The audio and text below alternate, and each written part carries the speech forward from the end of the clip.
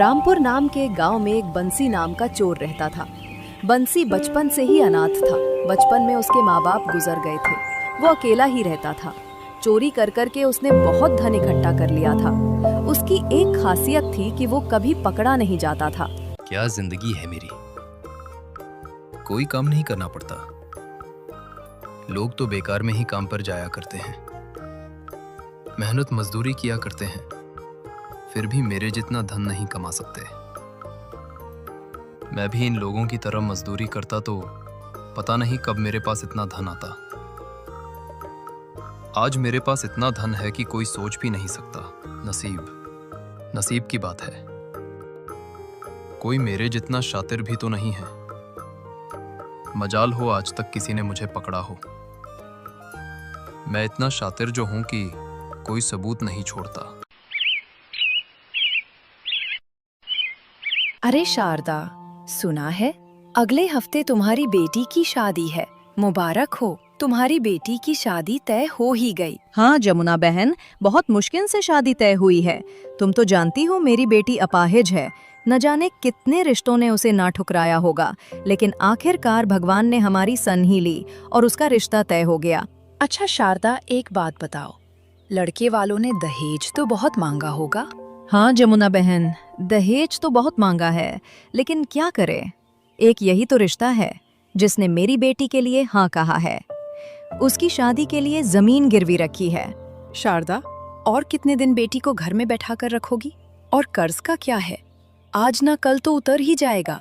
लेकिन ऐसा रिश्ता नहीं मिलेगा जो एक अपाहिज लड़की से शादी करने के लिए तैयार हो। और बताओ, शादी की खरीदारी हो गई? हाँ बस हो ही गई। आज गहने लेने गई थी, ले आई हूँ। अब घर ही जा रही थी। अच्छा संभाल के ले जाना, शादी के गहने हैं। ये सारी बातें बंसी सुन लेता है और मौका देखते ही उस औरत के हाथ में से गहने की थैली चुरा लेता है। चोर चोर, अरे कोई रोको उसे, कोई तो पकड़ो। बंसी इतनी तेज दौड़ लगाता है कि किसी के हाथ नहीं लगता। वो भाग जाता है। हे भगवान, ये क्या अनर्थ हो गया। मैं तो बर्बाद हो गई। अब मैं घर जाकर क्या कहूंगी? लड़के वालों को क्या कहूंगी? वो तो शादी ही तोड़ देंगे। अब तो मेरी बेटी की शादी कभी नहीं होगी। जिसने भी मेरी बेटी के गहने चुराए हैं उसे मेरी बद्दुआ लगेगी। उसका कभी भला नहीं होगा, तड़प तड़प के मरेगा। इधर बंसी गहनों को पाकर बहुत खुश हो जाता है। अरे वाह, आज तो अच्छा माल हाथ में लगा है। बंसी, तेरा तो जवाब नहीं। आज भी मुझे कोई नहीं पकड़ पाया। अभी इस गांव में रुकना सही नहीं होगा, दूसरे गांव चलता हूँ। फिर बंसी दूसरे गांव में जाकर रहने लगता है। इसी तरह बंसी चोरी करता और किसी और गांव में जाकर रहने लगता। उसका एक जगह पर ठिकाना नहीं था। एक दिन ऐसे ही बंसी बाहर बैठे बैठे एक पति पत्नी को देखकर सोच रहा था, काश मेरी भी शादी हो जाती। गांव गांव भटकते भटकते मैं भी परेशान हो चुका हूं। अगर मेरी भी शादी हो जाए तो मेरे घर में भी मेरी पत्नी आ जाएगी, घर संभालेगी। वैसे भी मेरे पास इतना धन हो चुका है कि मेरा घर बिना काम की आराम से चल जाएगा और मेरे सारे काम संभाल लेगी। ना मुझे खाना बनाना पड़ेगा, ना कपड़े धोने पड़ेंगे। मेरी तो ऐश ही ऐश होगी। बस जीवन में और कुछ नहीं चाहिए। उसी की एक कमी है, बाकी तो मेरे पास सब कुछ है। धन की तो मुझे कोई कमी नहीं है। एक दिन बंसी ऐसे ही गांव में घूम रहा होता है। तभी उसे एक साधु देखते हैं। वो उनसे जाकर पूछता है, नमस्कार बाबा, मुझे एक बात पूछनी थी। क्या मेरे बारे में बता सकते हो? हाँ, क्यों नहीं, पूछो, क्या पूछना चाहते हो? बाबा, मैं शादी करना चाहता हूँ। क्या आप मुझे बता सकते हैं मेरी शादी कब होगी? अच्छा सुनना चाहते हो तो सुनो।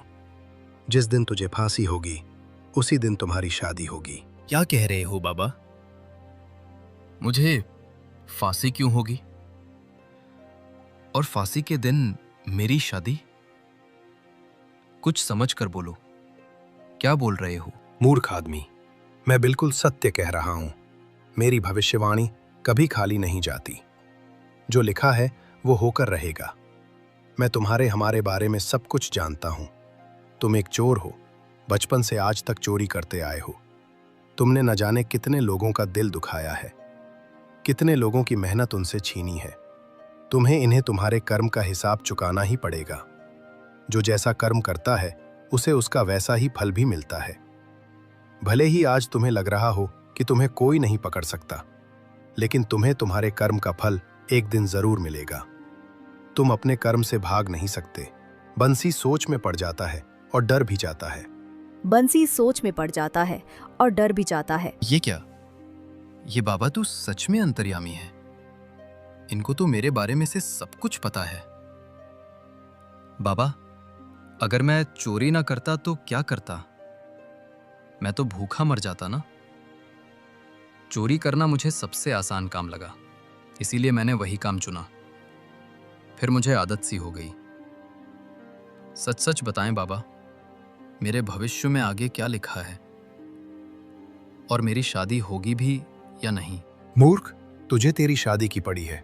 तेरी वजह से 2 दिन पहले ही एक जवान लड़की ने आत्महत्या की है, जिसका जिम्मेदार तू है। तूने बहुत से लोगों का घर बर्बाद किया है, बहुत लोगों की बद्दुआ ली है। तुमने अपने जीवन में कभी कोई पुण्य नहीं कमाया, सिर्फ पाप ही पाप किए हैं। ये क्या बोल रहे हो बाबा? किस लड़की ने आत्महत्या की है? आप किसकी बात कर रहे हो? और मेरी वजह से क्यों? तूने पिछले हफ्ते जिस औरत से गहने चुराए थे, उस औरत की लड़की ने आत्महत्या कर ली। वो बेचारी एक अपाहिज लड़की थी। बड़ी मुश्किल से उसके माँ बाप ने उसका रिश्ता तय किया था, पर तुमने उसकी शादी के गहने चुरा लिए, जिस कारण लड़के वालों ने रिश्ता ठुकरा दिया। अपने माँ बाप का दुख देख उस लड़की आत्महत्या कर ली। उसका कारण तू है। तुमने ही उस लड़की की हत्या की। मुझे माफ कर दीजिए बाबा। मुझे नहीं पता था ऐसा कुछ हो जाएगा। मैंने तो इस बारे में कभी सोचा भी नहीं। मैंने लोगों की कभी परवाह नहीं की। मैं बस चोरी करता था और उस गांव से दूसरे गांव जाया करता था। कभी मैंने लोगों के बारे में सोचा तक नहीं कि उनके ऊपर क्या वित होगी। मुझसे बहुत बड़ा अपराध हो गया बाबा, मुझे क्षमा कर दीजिए। मैं वादा करता हूं बाबा, आज के बाद कभी चोरी नहीं करूंगा, कभी किसी का दिल नहीं दुखाऊंगा। मुझे क्षमा कर दीजिए। तुमने अपराध नहीं, बहुत बड़े बड़े पाप किए हैं। तुझे तेरी गलती की सजा अवश्य मिलकर रहेगी। तुझे तो मरने के बाद भी मुक्ति नहीं मिलेगी। तू मुक्ति के लिए भी तड़पेगा। मैं क्षमा चाहता हूं बाबा। मैं अपने किए पर बहुत शर्मिंदा हूं। मुझे बहुत पछतावा है कि मैंने लोगों के साथ ऐसा किया। आप जो कहोगे मैं करने के लिए तैयार हूं। कृपया मुझे प्रायश्चित का मौका दीजिए। मैं प्रायश्चित करना चाहता हूं। कोई तो उपाय बताइए। बाबा उसे कोई उपाय बताते हैं और फिर बंसी चौंक जाता है और बाबा से कहता है, ये क्या कह रहे हो बाबा? ये असंभव है, ऐसा नहीं हो सकता। अगर तू मुक्ति चाहता है तो यही एक उपाय है और कुछ नहीं हो सकता। अब जा यहाँ से। बंसी निराश होकर वहां से चला जाता है और घर जाकर सोचता है, मैं आज के बाद चोरी करूंगा ही नहीं। फिर देखता हूं उस बाबा की भविष्यवाणी कैसे सत्य निकलती है। अगर मैं चोरी ही नहीं करूंगा तो मुझे फांसी कैसे हो सकती है? फिर बंसी सुधर जाता है। उसने अब चोरी करना बंद कर दिया था। उसके पास इतना धन था कि उसे काम पर जाने की भी जरूरत नहीं पड़ती थी। वो आराम से अपनी जिंदगी गुजारने लगा। फिर एक दिन बंसी के चुराए हुए सामान में से राजा की एक माला बेचने जा ही रहा था कि रास्ते में उसके जेब से वो माला गिर जाती है और तभी एक आदमी देख लेता है और सोचता है, ये माला तो राजा की लग रही है। इसके पास कैसे? जरूर कुछ गड़बड़ है। अरे सुनो, ये माला तुम्हारे पास कैसे आई? कहां से लाए? जवाब दो। वो ये माला? वो तो मैं दूसरे गांव से लेकर आया हूं। ये माला कहीं इसी गांव की तो नहीं है? आपको गलतफहमी हुई है। अच्छा, झूठ बोलता है। चल महाराज के पास, वही बताएंगे कि माला तेरी है या नहीं। वो आदमी बंसी को लेकर राजा के पास पहुंचता है और राजा को सारी बात बताता है। राजा उस माला को देखकर ही पहचान लेते हैं और बोलते हैं, ये माला तेरी नहीं, मेरी है। और इस माला के साथ महल में से और भी सामान चोरी हुआ है, और वो भी सामान तुमने ही चोरी किया है। बहुत दिनों से महल में और गांव में चोरी हो रही है, तो तू है जो आज तक हमारी नजर से बच रहा था। यही नहीं महाराज, इसके वजह से शारदा की बेटी ने आत्महत्या कर ली, और बेटी के खोने का दुख माँ बाप को देखा नहीं गया, वो भी चल बसे। बंसी सर झुकाए सारी बातें सुन रहा था। उसे पता था उसके पास बचने का कोई रास्ता नहीं। राजा को ये सुन बहुत गुस्सा आता है। वो बोलते हैं, इसे बंदी बनाकर कारागृह में डाल दो, और कल सुबह होते ही इसे फांसी दे दो। इसके लिए यही एक सजा है। इस जीने का कोई अधिकार नहीं, और तुम्हारी कोई आखिरी इच्छा हो तो बोल दो, हम उसे पूरा कर देंगे। कल सुबह होते ही तुम्हें फांसी दे दी जाएगी। मेरी आखिरी इच्छा यही है कि मैं आज की रात बंदी बनकर कारागृह में नहीं रहना चाहता। मैं खुली हवा में रहना चाहता हूं। अच्छा, बहुत होशियार हो, ताकि तुम्हें भागने का मौका मिल जाए। बहुत हो गया, हम अब बच नहीं सकते, लेकिन अब मरने वाले की आखिरी इच्छा हम जरूर पूरी करेंगे। तुम्हें खुली हवा में रहना है ना, तो ठीक है, लेकिन हमारे आदमी तुम्हारे साथ ही रहेंगे। फिर रात हो जाती है। बसंत उन आदमियों के साथ बाहर घूमता है। तभी वहां से पर एक बूढ़ी औरत और उसकी बेटी कहीं जा रही होती है। बंसी उन्हें देखकर पूछता है, अरे अम्मा, इतनी रात को कहाँ जा रही हो? क्या बताऊं बेटे, न रहने को घर है न खाने को रोटी। हम माँ बेटी बहुत लाचार हैं, भीख मांगकर अपना गुजारा करती है। ये मेरी बेटी गंगा है। इसके पति ने हमें दहेज के लिए बहुत सताया। पैसों के लिए इसे बहुत मारपीट करता था। हम उसके पैसों की ज़रूरत पूरा न कर सके तो उसने मेरी बेटी को तलाक देकर छोड़ दिया। मुझसे तो इस उम्र में कोई काम नहीं होता। बेटी काम करने जाया करती तो लोग उस पर बुरी नज़र रखने लगे। इसके पिताजी का देहांत हो गया। इतना कर्ज था कि मकान और खेत बिक गए। हम माँ बेटी का अब कोई नहीं है। अम्मा, मेरे पास तुम्हारी समस्या का हल है। तुम्हें जो चाहिए वो सब कुछ मिलेगा। इतना धन मिलेगा कि तुम माँ बाप जिंदगी भर आराम से खा सको। तुम्हें कभी किसी के यहाँ काम पर जाने की जरूरत नहीं पड़ेगी। क्या रास्ता है बेटे? तुम्हें उसके बदले तुम्हारी बेटी की शादी मुझसे करनी पड़ेगी। बुढ़िया चौंक जाती है, बोलती है, शादी करनी पड़ेगी? लेकिन तुम हो कौन? मैं ऐसे कैसे शादी करा दूं? मैं एक अपराधी हूं। कल सुबह मुझे फांसी होने वाली है, और मुझे अभी इसी वक्त एक रात के लिए तुम्हारे बेटी से शादी करनी है और एक रात के लिए उसका पति बनना है। होश में तो हो? ये क्या कह रहे हो? एक अपराधी हो और कल फांसी भी होने वाली है, और ये जानते हुए भी मैं अपनी बेटी की शादी तुमसे कर दूं? कभी नहीं। बेटी चल यहाँ से। सोच लो अम्मा, अपनी जवान बेटी को लेकर कहां दर दर की ठोकर खाती फिरोगी। मैं इतना धन दूंगा कि तुमने कभी सोचा भी नहीं होगा। मेरा क्या है, मैं तो कल मर ही जाऊंगा, लेकिन तुम दोनों माँ बेटी का भला हो जाएगा। वो सारा धन तुम्हें मिल जाएगा। सोच लो, तुम्हारे फायदे की बात है। दोनों माँ बेटी सोच में पड़ जाती है। अब क्या करें माँ, तुम्हें क्या लगता है? बेटी, मुझे लगता है हमें इसकी बात मान लेनी चाहिए। आज रात की ही तो बात है। इसके बदले में हमें बहुत सारा धन देने वाला है। हमारी तो जिंदगी बदल जाएगी। उसके बाद हमें दर दर की ठोकरें खानी नहीं पड़ेगी। वैसे भी इसको कल फांसी हो जाएगी। मुझे लगता है इसमें हमारा ही भला है। फिर वो बूढ़ी अम्मा बंसी से कहती है, लेकिन एक बात बताओ, तुम आज रात के लिए शादी क्यों करना चाहते हो? वैसे भी तुम्हारे जीवन में अब बचा क्या है? तुम्हें तो कल फांसी हो जाएगी। फिर तुम्हें एक रात के लिए शादी क्यों करनी है? क्योंकि तुम्हारी बेटी से शादी करके अपनी संतान इस दुनिया में लाना चाहता हूं, और ये तुम्हारे बेटी के बिना संभव नहीं है। इसलिए मुझे आज ही शादी करनी होगी, ताकि आज रात मैं तुम्हारी बेटी के साथ रह सकूं। मेरे पास आज रात का ही समय है।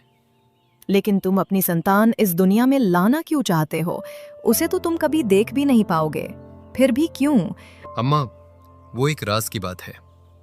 बस मुझे मेरी संतान को इस दुनिया में लाना है, और मैंने धन कहाँ छुपाया है वो भी मैं तुम्हारी बेटी को बता दूंगा। अच्छा ठीक है, हम तैयार हैं। फिर वैसे ही हालात में दोनों की शादी करवाई जाती है और बंसी एक रात के लिए उस अम्मा की बेटी गंगा के साथ रहता है और दूसरे दिन बंसी को फांसी भी हो जाती है। फिर वो अम्मा और गंगा बंसी के बताए हुए जगह से धन निकाल लेते हैं और इतना सारा धन देकर दोनों के होश उड़ जाते हैं। इतना धन तो मैंने कभी अपने जीवन में नहीं देखा। गंगा बेटी देख रही हो? हाँ अम्मा, इसमें तो हम सारी जिंदगी बैठ के खा सकते हैं। हमें अब चिंता करने की कोई जरूरत नहीं। हमने बंसी की बात मानकर अच्छा ही किया। खुद तो मर गया बेचारा। एक रात के बदले इतना धन देकर गया है कि हमारी सारी मुसीबत जिंदगी भर के लिए मिट गई। बस ईश्वर उसकी आखिरी इच्छा पूरी कर दे और मैं उसकी संतान को इस दुनिया में ला सकूं। दोनों माँ बेटी खुश हो जाती है और एक आलीशान घर में रहने लगती है। कुछ भी दिनों में गंगा गर्भवती भी हो जाती है और 9 महीने बाद एक बच्चे को जन्म देती है। दोनों माँ बेटी खुशी से रहने लगती है। उन्हें कभी किसी बात की कमी नहीं रहती। फिर कुछ दिन ऐसे ही बीत जाते हैं। फिर एक दिन अम्मा सोचती है, बेटी मैं जानती हूँ हमारे पास किसी बात की कोई कमी नहीं है, लेकिन मुझे एक चिंता खाए जा रही है। अब मैं बूढ़ी हो चुकी हूँ, पता नहीं कब भगवान का बुलावा आ जाए तो तुम्हारा साथ कब तक दे पाऊंगी।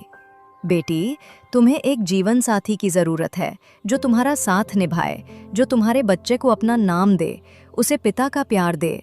मुझे लगता है गंगा, तुम्हें शादी कर लेनी चाहिए। अपने आंखों के सामने तुम्हारी शादी होते हुए देखना चाहती हूँ ताकि मैं निश्चित हो सकूं।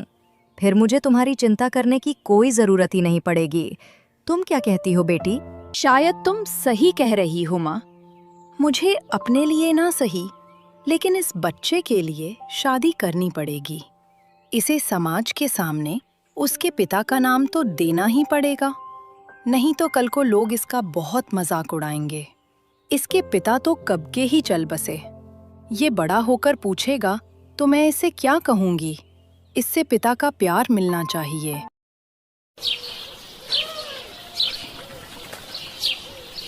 अगले दिन सुबह एक आदमी गंगा के घर आता है। अम्मा नमस्ते, मेरा नाम मुरारी है। मुझे सुमित्रा चाची ने भेजा है आपसे मिलने।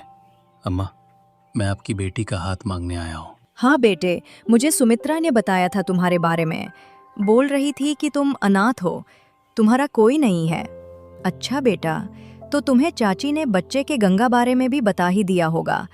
तुम्हें कोई ऐतराज तो नहीं? हाँ, मुझे सब पता है और आप फिक्र न करें अम्मा। मैं आपकी बेटी और बच्चे को अच्छे से संभाल लूंगा, उनका अच्छे से ख्याल रखूंगा। आप निश्चिंत रहिए। मुझे दोनों को अपनाने के लिए कोई आपत्ति नहीं है। बेटा, मेरी एक शर्त है। हमें किसी बात की कोई कमी नहीं है। हमारे पास सब कुछ है। शादी के बाद मेरी बेटी तुम्हारे घर नहीं जाएगी, बल्कि तुम्हें यहीं रहना पड़ेगा। क्या तुम्हें मंजूर है? अम्मा, मुझे मंजूर है। मैं यहाँ रहने के लिए भी तैयार हूँ। बस आप शादी के लिए हाँ कर दीजिए। मुझे आपकी सारी शर्तें मंजूर हैं। फिर दोनों की शादी हो जाती है और मुरारी गंगा के घर घर जमाई बनकर रहने लगता है। फिर एक दिन गंगा अपनी अम्मा के साथ बाहर जा रही होती है तो मुरारी से कहती है, मुन्ना कमरे में सोया है, उसका ध्यान रखना। मैं और अम्मा बाहर जा रहे हैं, थोड़ी देर में आ जाएंगे। मैंने बोतल में दूध भर कर रखा। गंगा, तुम निश्चित होकर जाओ। मैं हूं ना, मैं मुन्ना का अच्छे से ख्याल रख लूंगा। तुम फिक्र मत करो। गंगा और अम्मा के जाने के बाद मुरारी सोचता है, बड़ी आई, मुन्ना का ख्याल रखना। मैं क्या तुम्हें कोई आया नजर आ रहा हूं जो तुम्हारे बच्चे का ख्याल रखूंगा? बोल के तो ऐसे गई है जैसे मैं इसके बाप का नौकर हूं। पता नहीं किसका बेटा पाल रही है। मुझे तुझमें और तेरे बच्चे को पालने में कोई दिलचस्पी नहीं है। मुझे तो तेरी दौलत में दिलचस्पी है। तेरी दौलत के लिए ही तो मैंने तुझसे शादी की थी, नहीं तो मैं एक बच्चे वाली शादीशुदा औरत से शादी करूंगा बिल्कुल भी नहीं। मैंने तेरी दौलत पाने के लिए शादी की है। मैं इसी मौके की तलाश में था कि कब तुम दोनों बाहर निकलो और मुझे सब कुछ चुराने का मौका मिल जाए। आखिरकार आज मुझे मौका मिल गया। अच्छा मौका है। सारा सामान लपेट के यहाँ से भाग जाता हूँ। मुरारी सारा सोना और पैसा लेकर वहां से भाग जाता है। थोड़ी देर बाद गंगा घर आती है। गंगा अपने कमरे में जाकर देखती है तो मुरारी वहां नहीं होता है। वो मुरारी को पूरे घर में देखती है। मुरारी कहीं नजर नहीं आता। फिर उसकी नजर तिजोरी में पड़ती है तो उसे धक्का सा लगता है। वो अपनी माँ से कहती है, अम्मा ये क्या हो गया? तिजोरी तो पूरी खाली है और वो मुरारी भी घर में कहीं दिखाई नहीं दे रहा। इसका मतलब वो धोखेबाज निकला। उसने हमें धोखा दिया है। उसने मुझसे शादी हमारे दौलत पाने के लिए की थी। वही मैं सोचूं अम्मा, ये घर जमाई बनने के लिए इतनी जल्दी तैयार क्यों हो गया? हम तो लूट गए माँ, हम बर्बाद हो गए, हमारे पास कुछ नहीं रहा। हे भगवान, मैंने क्या सोचा था और ये क्या हो गया? मैंने तो तेरे भले के लिए सोचा था बेटी, कि मेरे बाद तुझे सहारा मिल जाएगा, लेकिन मुझे क्या पता था वो धोखेबाज निकलेगा। उसने तो हमें बर्बाद करके छोड़ दिया। दोनों माँ बेटी को सदमा सा लग जाता है। अम्मा ये बात सहन नहीं कर पाती। उसे दिल का दौरा आ जाता है और वो मर जाती है। गंगा के ऊपर दुखों का पहाड़ टूट जाता है। एक तरफ उसका पति मुरारी उसे धोखा देकर चला जाता है तो दूसरी तरफ उसकी माँ भी उसका साथ छोड़ देती है। हे भगवान, मेरी किस्मत कितनी फूटी है। कुछ दिनों की खुशी देखकर तूने वो खुशियाँ छीन ली। अब मेरे पास न पैसे का सहारा है, न मेरी माँ का और न ही मेरे पति का। इस छोटे से बच्चे को लेकर कहाँ जाऊंगी? मन तो कर रहा है कि आत्महत्या ही कर लूं, लेकिन नहीं, मैं ऐसे हिम्मत नहीं हार सकती। मुझे मेरे बच्चे के लिए हिम्मत से काम लेना पड़ेगा। अगर मैं आत्महत्या कर लूंगी तो इस बच्चे का क्या होगा? मुझे इसके लिए जीना ही पड़ेगा। गंगा एक झोपड़ी में रहने लगती है और लोगों के घर में काम करने लगती है। बच्चा बड़ा होते जाता है। गंगा लोगों के घर में काम करके बहुत मेहनत करके अपने बच्चे राघव को पालती है। राघव बड़ा हो जाता है। राघव के संस्कार इतने अच्छे होते हैं कि वो लोगों की हमेशा मदद करता है। उसमें बहुत अच्छाई होती है। दिन बीतते चले जाते हैं। गंगा बीमार रहने लगती है। एक दिन गंगा बहुत बीमार पड़ जाती है। वो राघव से कहती है, बेटे जरा इधर तो आना, मेरे पास बैठ। मुझे तुझे बहुत जरूरी बात बतानी है। मुझे लगता है अब मैं तेरा साथ ज्यादा दिन तक नहीं निभा पाऊंगी। पता नहीं कब मेरी सांस थम जाए। ऐसा क्यों बोलती हो माँ? तुझे कुछ नहीं होगा, तुम बिल्कुल ठीक हो जाओगी। तेरे सिवा मेरा इस दुनिया में है ही कौन? तू ही ऐसे बात करेगी तो मेरा क्या होगा? तू मेरे लिए सब कुछ है माँ। मैं तेरे बिना जी नहीं पाऊंगा। तू ऐसी बातें मत कर। पता नहीं बेटे, भगवान की क्या मर्जी है, लेकिन मुझे तुम्हें बहुत जरूरी बात बतानी है बेटे। मैंने तुझे आज तक ये बात नहीं बताई है, लेकिन मुझे लगता है अब समय आ गया है। तुम्हारे पिताजी एक चोर थे। वो बहुत बड़े ठग थे। उन्होंने अपने जीवन में बहुत पाप किए हैं, लोगों की बहुत बद्दुआ ली है। ये क्या कह रही हो माँ? मेरे पिताजी चोर थे, लेकिन चोरी करना तो बुरी बात है ना? पता नहीं बेटा, मेरी उनसे मुलाकात उनके अंतिम समय में ही हुई, ऐसा समझ लो। मैं उनके बारे में ज्यादा तो नहीं जानती, लेकिन चोरी के चलते उन्हें राजा से फांसी की सजा मिली थी। जब उन्हें अपनी गलती का एहसास हुआ, तब वो एक बाबा ने उनकी मुक्ति के लिए एक उपाय बताया था, जो आज मैं तुझे बता रही हूँ। आज तक तुम्हारे पिता की आत्मा भटक रही है। उन्हें अभी तक मुक्ति नहीं मिली है। उन्होंने मुझसे कहा था कि तुम्हें इतने अच्छे संस्कार मिले कि तुम पाप से दूर रहो, स्मार्ग पर चलो और तुम्हारे पुण्य तुम्हारे पिताजी के पापों से कहीं ज्यादा हो। और जिस दिन तुम राजा बनोगे और फिर उनका पिंडदान करोगे, तभी उन्हें मुक्ति मिलेगी।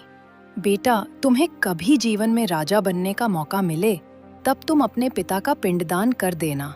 तब तक उनकी मुक्ति नहीं होगी। मुझे नहीं पता बेटा ये कैसे संभव है, लेकिन तुम्हारे पिता ने मुझे यही बात कही थी कि एक दिन तुम राजा अवश्य बनोगे और उनका पिंडदान करोगे। राघव को ये सारे बातें सुन सदमा सा लग जाता है और इतना कहकर गंगा अपना दम तोड़ देती है। अब राघव बिल्कुल अकेला पड़ चुका है। हे ईश्वर, तूने मेरे साथ क्या किया? मुझे एक मेरी माँ का सहारा था, तूने वो भी छीन लिया। मेरी माँ के सिवा इस दुनिया में मेरा कोई नहीं था। पिताजी को तो मैंने कभी देखा नहीं, लेकिन मेरी माँ ने मुझे पिता की कभी कमी महसूस नहीं होने दी। मेरी माँ ने मुझे बहुत मेहनत करके पाला है, बहुत समस्या का सामना किया है। मैं तो पूरी तरह से अनाथ हो गया हूं। अब मेरा कोई नहीं है। तुम्हारे बिना कैसे रह पाऊंगा माँ? कुछ दिन ऐसे हैं बीत जाते हैं। फिर एक दिन राजा का बेटा खेल रहा होता है। तभी एक सांप आकर उसे डसने वाला होता है। राघव देख लेता है। वो दौड़ लगाकर उस बच्चे को बचाने के लिए जाता है, लेकिन वो बच नहीं पाता उस बच्चे को। आखिर सांप काट ही लेता है। राजा अपना बेटा खो देता है। राजा को बहुत दुख होता है। राजा 2 दिन बाद राघव को अपने महल में बुलाता है और उससे कहता है, बेटा, मैंने देखा था तुमने मेरे बेटे को बचाने की कोशिश की थी, लेकिन ऊपर वाले को शायद कुछ और ही मंजूर था। तुमने अपनी जान जोखिम में डालकर मेरी बेटे की जान बचाने चाही। तुमने अपनी जान की भी परवाह नहीं की, और मैं जानता हूं तुम्हारा इस दुनिया में कोई नहीं है। अब तो मैंने भी मेरा बेटा खो दिया है। आज से तुम मेरे बेटे हो। आज से मैं तुम्हारा पिता हूं। आज मैं तुम्हें अपने बेटे की जगह देता हूं। मेरे बेटे के सिवा और कोई संतान नहीं है। आज से तुम मेरी संतान हो। अपने आप को आज से अनाथ मत समझना। राजा राघव को अपने बेटे के रूप में स्वीकार कर लेता है और फिर एक दिन राजा की भी मृत्यु हो जाती है। उसके बाद राघव राजा की गद्दी पर बैठ जाता है। फिर राघव को उसकी माँ की बात याद आती है। तो भगवान ने इस उद्देश्य से मेरा जन्म करवाया था, ताकि मैं मेरे पिताजी का पिंडदान कर उन्हें मुक्ति दिला सकूं। भले ही मेरे पिताजी कैसे भी हों, लेकिन मुझे अपना कर्तव्य करना होगा। मुझे उनको मुक्ति दिलानी होगी। फिर राघव अपने पिता बंसी का पिंडदान करवाकर उनकी आत्मा को मुक्ति दिलवाता है। दोस्तों, आपको ये कहानी कैसी लगी हमें कमेंट करके जरूर बताएं, और ऐसे ही कहानियों को देखने के लिए हमारे चैनल टूनपुर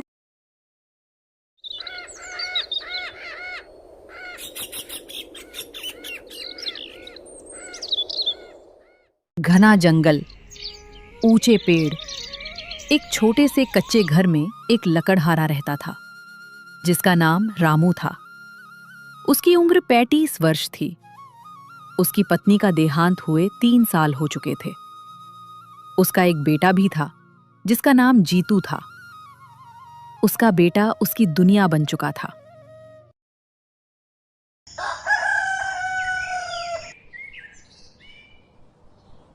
एक दिन सुबह रामू खांसी करता हुआ उठा।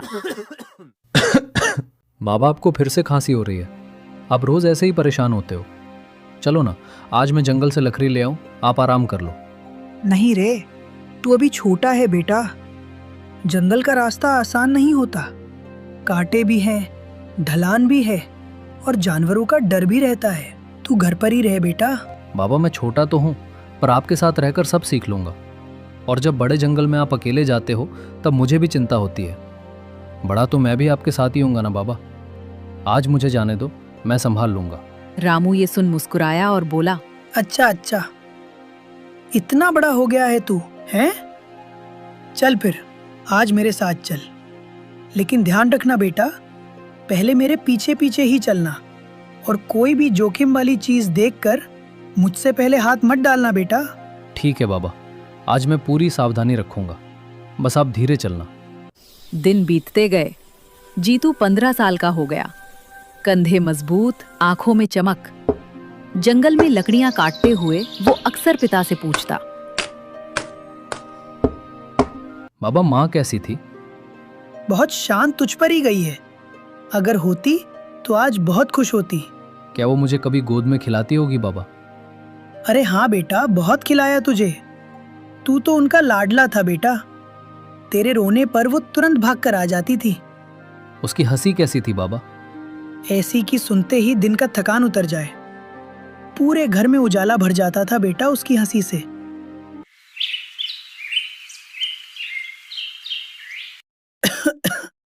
आज मैं नहीं जा पाऊंगा बेटा, शरीर साथ नहीं दे रहा।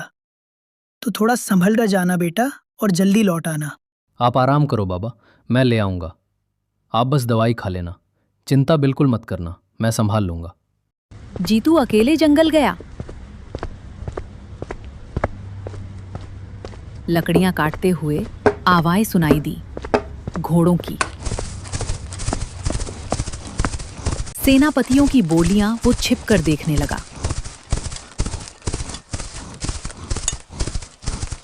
राज्य का राजा वीरेंद्र सिंह आया था और उसके साथ उसकी छोटी बेटी राजकुमारी कुमुद भी थी। वो 13 साल की थी। राजकुमारी फूल तोड़ रही थी। पिताजी, इस जंगल में कितनी प्यारी खुशबू है। लगता है जैसे हवा भी फूलों से भी हो गई हो। हाँ कुमुद बेटा, ये हमारा राज्य का सबसे पवित्र जंगल है। यहाँ मिट्टी और हवा दोनों में ही एक अलग ही सुगंध बसी है। जीतू पहली बार राजकुमारी को देख रहा था। वो स्तब्ध रह गया, जैसे समय रुक गया हो। ये कौन है? इतनी सुंदर, जैसे किसी कहानी से उतर कर आई हो। सच में मैंने आज तक ऐसा रूप कभी नहीं देखा। राजकुमारी ने अचानक उसकी तरफ देखा। जीतू डर गया और पेड़ों के पीछे छुप गया। राजा लौट आया, लेकिन राजकुमारी थोड़ी पीछे रह गई थी। वो अकेले पत्तों से खेल रही थी। जीतू पेड़ के पीछे से निकला। राजकुमारी थोड़ी घबराई और बोली, तुम कौन? और यहाँ अचानक सामने कैसे आ गए? तुम्हें देखकर मैं थोड़ा घबरा गई। आप खो गई है क्या? मतलब आपका रास्ता छूट गया है क्या? मैं चाहूँ तो आपकी मदद कर सकता हूँ। मैं जीतू हूँ, लकड़हारे का बेटा। यहीं आसपास रहता हूँ और बस आपकी आवाज़ सुनी तो पूछने आ गया कि कहीं आपको कोई परेशानी तो नहीं। राजकुमारी ने मुस्कुराकर कहा, तुम डर क्यों रहे हो? मैंने कुछ कहा है क्या? इतनी घबराहट क्यों? मैं तो बस बात ही कर रही हूँ। मैंने आपको पहली बार देखा और इतना पास से देखा तो थोड़ा घबरा गया, पर सच कहूँ तो बहुत अच्छा लगा। सच में, लोगों से तो मैं रोज मिलती हूँ, पर तुम जैसे देख रहे हो, ऐसा देखना मुझे थोड़ा अलग लगा। अलग मतलब अच्छा या बुरा? क्योंकि मैं डर गया था कि कहीं मेरी वजह से आप नाराज ना हो जाए। नहीं, बिल्कुल नहीं, अच्छा लगा। किसी ने पहली बार मुझे इतना सच्चे मन से देखा है। तो फिर मैं कोशिश करूंगा कि जब भी मिलूं आपको ऐसे ही अच्छा लगे। तो फिर मिलते रहेंगे। अगर तुम्हें भी अच्छा लगे तो मैं फिर बात करने आ सकती हूँ। जीतू का चेहरा खिल उठा। अगर आपको मंजूर हो तो मैं तो हर बार खुशी से मिलूंगा, बस आप इशारा कर देना। जरूर, मैं भी चाहूंगी कि हम फिर बात करें। और अगर कभी आपको रास्ता ना मिले या डर लगे तो मैं पास ही रहता हूँ, आवाज़ दो, मैं आ जाऊंगा। अच्छा, तो फिर आज से तुम्हें मेरा दोस्त मानू। मुझे मंजूर है दोस्त, तो होना मेरे लिए सम्मान है। और मेरे लिए भी।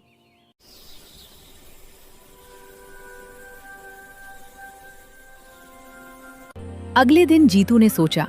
वो जंगल में इंतजार करता रहा। थोड़ी देर में राजकुमारी वहां आ गई।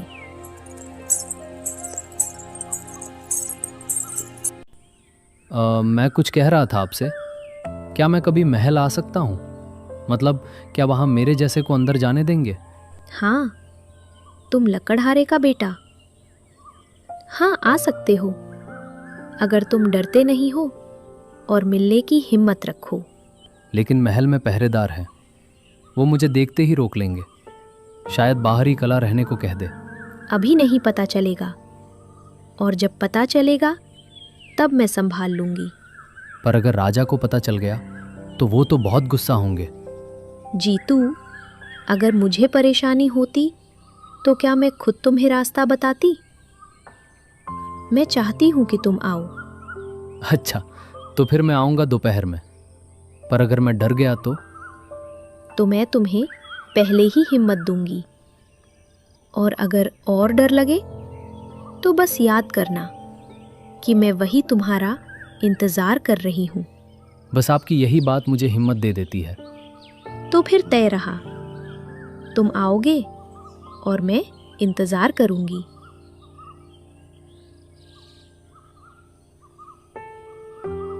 फिर वो दोनों चोरी छुपे हर रोज मिलने लगे। उनकी दोस्ती कब प्रेम में बदल गई उन्हें पता ही नहीं चला।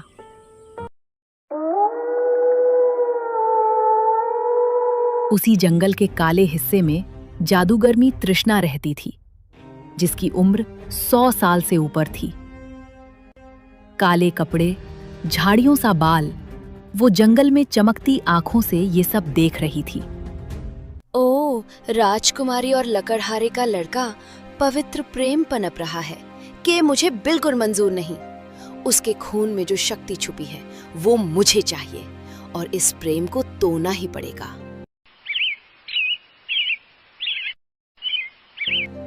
थोड़ी देर में दोपहर होती है। जीतू पहली बार महल पहुंचा। वो पीछे वाले दरवाजे से धीरे धीरे अंदर घुसा।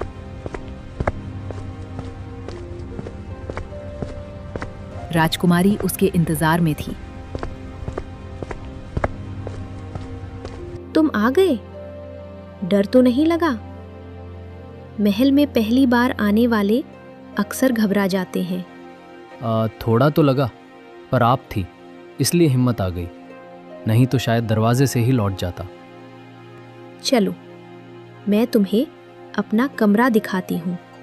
अंदर आकर तुम्हें और भी अच्छा लगेगा। लेकिन मैं सोच रहा था, क्या सच में मुझे वहां जाना चाहिए? हाँ, क्यों नहीं? तुम मेरे बुलाए मेहमान जो हो। बस डर है कि कहीं कोई गलत मतलब ना निकाल ले। यहाँ हर बात का मतलब मैं तय करती हूँ। किसी और की परवाह मत करो। ठीक है, फिर मैं आपके भरोसे ही चल रहा हूँ। और मैं चाहती हूँ कि तुम थोड़ा आराम से रहो। महल उतना सख्त नहीं है जितना बाहर से लगता है। कोशिश करूँगा। बस थोड़ा नया नया सा लग रहा है सब। नया होना बुरा नहीं होता। कभी कभी नई जगह ही इंसान को सबसे ज्यादा बदल देती है। दोनों महल में हंसते खेलते घूमते रहे। जीतू ने पहली बार इतना बड़ा महल देखा। अगर राजा देख लेंगे तो पता नहीं क्या सोचेंगे। मुझे तो डर है कि कहीं मुझे बाहर ना निकलवा दे। मेरे पिता अच्छे हैं, लेकिन फिलहाल नहीं देखे तो अच्छा है।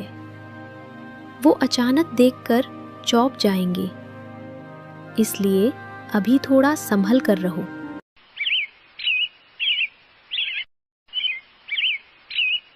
जंगल में एक दिन वृद्ध साधु आए। साधु की उम्र 70 साल की थी। राजकुमारी उनके चरण छूती है। आयुष्मान बेटी, तुम्हारे भाग्य में 2 रास्ते हैं और दोनों ही ऐसे हैं जिनसे तुम्हारी पूरी जिंदगी बदल सकती है। कैसे रास्ते बाबा? कृपया साफ साफ बताइए। मैं समझना चाहती हूँ कि आप क्या कहना चाहते हैं। पहला रास्ता सुख का रास्ता, जिसमें आलीशान जीवन, आराम, वैभव और शक्ति है। दूसरा रास्ता कठिन, जिसमें संघर्ष, दर्द और खतरे छुपे हैं, पर वही सच्चे प्रेम का मार्ग भी है। मुझे कौन सा चुनना होगा बाबा? क्या ये चुनाव मुझे अभी करना पड़ेगा या समय आने पर समझ जाएगा?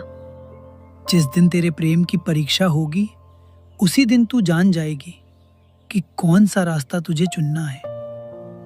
साधु की बात सुनकर कुमुद चुप हो गई। जीतू भी चिंतित हुआ।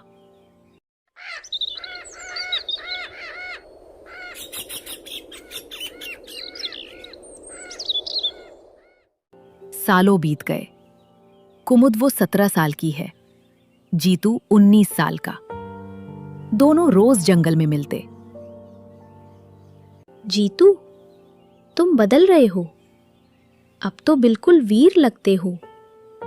पहले जैसे लड़खड़ाते थे, अब तो कदम भी मजबूत हो गए हैं। तुम्हें देखकर लगता है जैसे तुम किसी लड़ाई के लिए तैयार हो। तुम भी रानी लगती हो, पर डर लगता है। राजा को पता चल गया तो वो गुस्से में कुछ भी कर सकते हैं। मैं बस यही सोचकर घबरा जाता हूं कि कहीं तुम्हें कोई तकलीफ ना हो जाए। मैं संभाल लूंगी। तुम बेवजह डरते हो। अगर मैं तुम्हारे साथ खड़ी हूं तो बाकी चीजों की चिंता मत करो। जो होगा हम दोनों मिलकर देख लेंगे।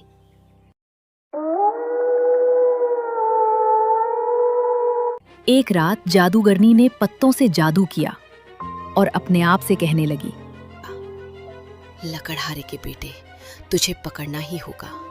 तुझ में वो शक्ति है जिसे मैं वर्षों से ढूंढ रही थी। तू नहीं समझता, पर तेरे भीतर की आग मेरे जादू को भी झुका सकती है। मैं इतने सालों से तुझे तलाश रही थी, और अब जब तू मेरे सामने है तो मैं तुझे किसी भी हाल में हाथ से जाने नहीं दूंगी।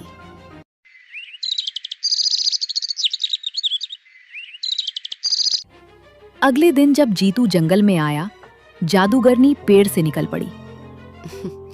कहाँ जा रहा है प्यारे लड़के? इतने छिपकर चलने से क्या होगा? मुझे तो तेरी चाल भी दूर से पहचान में आ जाती है। तुम कौन हो? अचानक सामने आकर इस तरह रास्ता क्यों रोक रही हो? तुम्हारी आवाज और अंदाज दोनों अजीब लग रहे हैं। साफ साफ बताओ क्या चाहती हो? तेरी किस्मत, और किस्मत से कोई नहीं बच सकता। तू चाहे माने या ना माने, पर अब तू मेरे रास्ते में आ चुका है।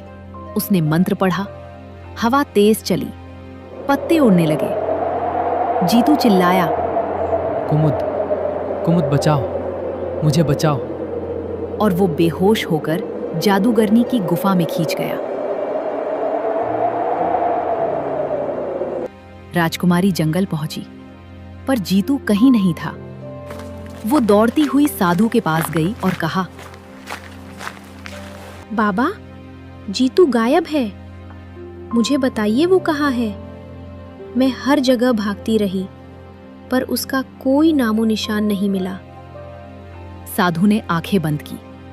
तृष्णा जादूगरनी उसे ले गई है। उसकी नजर बहुत तेज है और उसकी मंशा और भी गहरी।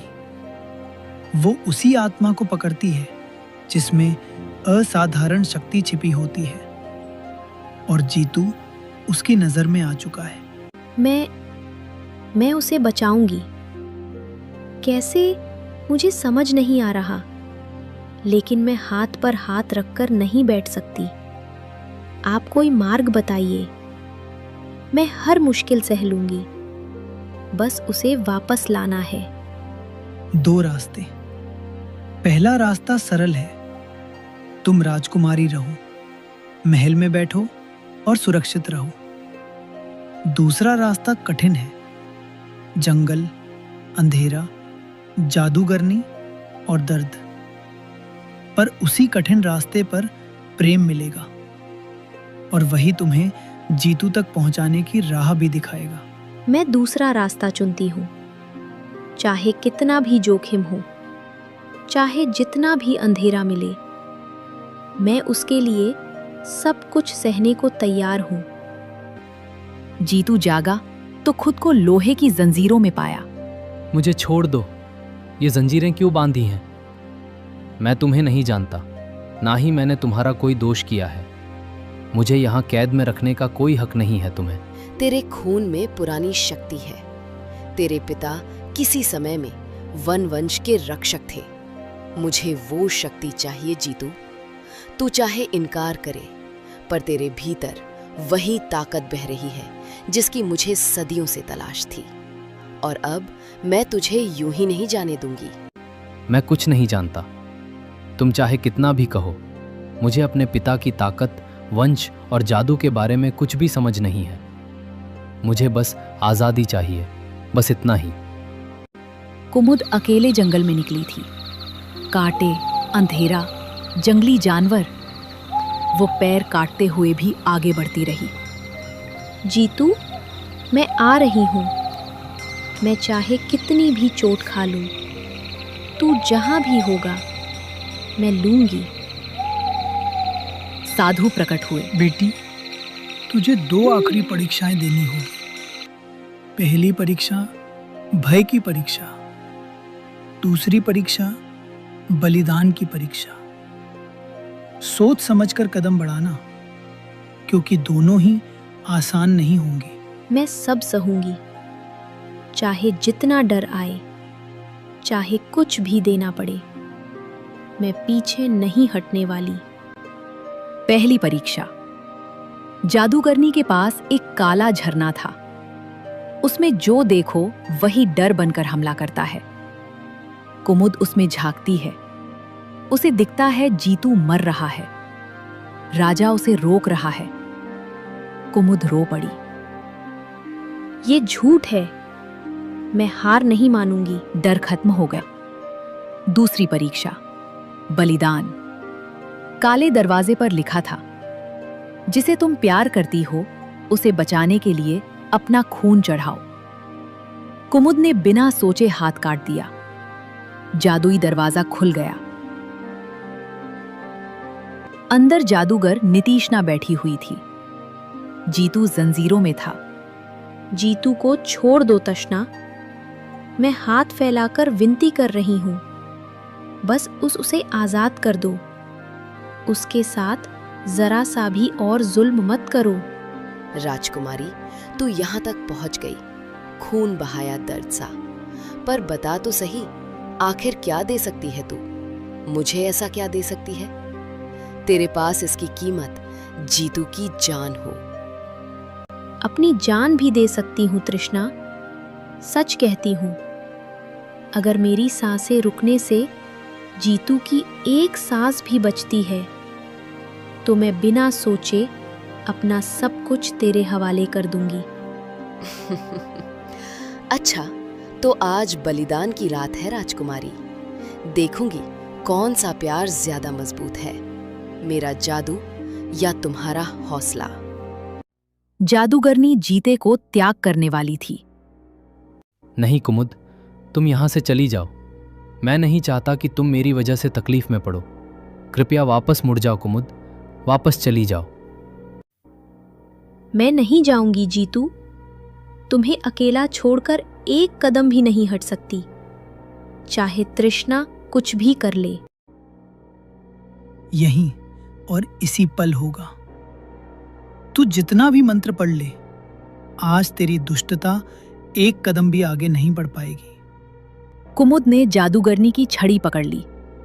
जादूगरनी चिल्लाई, मूर्ख लड़की, हाथ मत लगाना।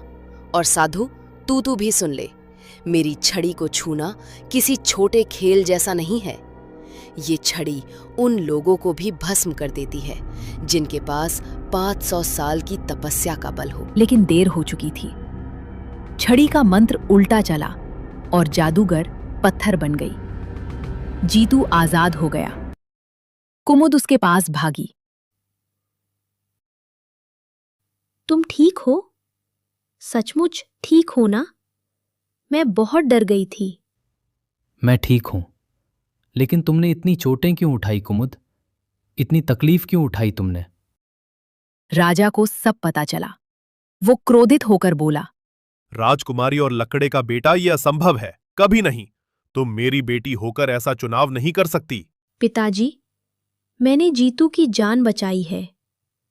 अपनी जान जोखिम में डालकर अगर ये प्रेम आपको गलत लगता है तो फिर मैं भी गलत हूं और मैं अपने इस निर्णय से पीछे नहीं हटूंगी। राजा कुछ देर चुप रहा। साधु ने कहा, जिस प्रेम की परीक्षा खून से हो, उस पर कोई राज सिंहासन भारी नहीं। जिस प्रेम में दर्द सहकर भी साथ निभाने का वचन हो, उसे कोई शक्ति नहीं तोड़ सकती। राजा पिघल गया। अगर मेरी बेटी उससे सच्चा प्रेम करती है और उसका मन पोसी में अटका है, तो मैं कैसे मना कर दूं? कैसे उसके रास्ते में दीवार खड़ी कर दूं? हल में ढोल नगारे बजे। मेरा राज्य खुश था। जीतू राजकुमारी के सामने खड़ा था। मैं आज भी वही लकड़हारे का बेटा हूँ। चाहे मैं कितना भी बड़ा और मजबूत हो गया हूँ, मेरी जड़ें वही है, वही मिट्टी, वही जंगल और वही संघर्ष। और मैं आज भी वही लड़की हूँ, वही जिसने जंगल में तुमसे पहली बार मुलाकात की थी, वही जिसने तुम्हारे साहस और दयालुता को देखा और अपने दिल में जगा दी। समय बदल गया, पर मैं वही हूँ जो तुम्हारे साथ खड़ी है। दोनों ने विवाह किया। पूरा राज्य गूंज उठा। राजकुमारी कुमुद और राजकुमार जीतू की जय जयकार हो रही थी। जंगल अब भी खड़ा था, पर अब वो प्रेम की कहानी भी सुनता था। एक लकड़हारे के बेटे का प्रेम जिसने राजकुमारी को पाया, और एक राजकुमारी का साहस जिसने अपने प्रेम को बचाने के लिए अंधेरे से लड़ाई लड़ी।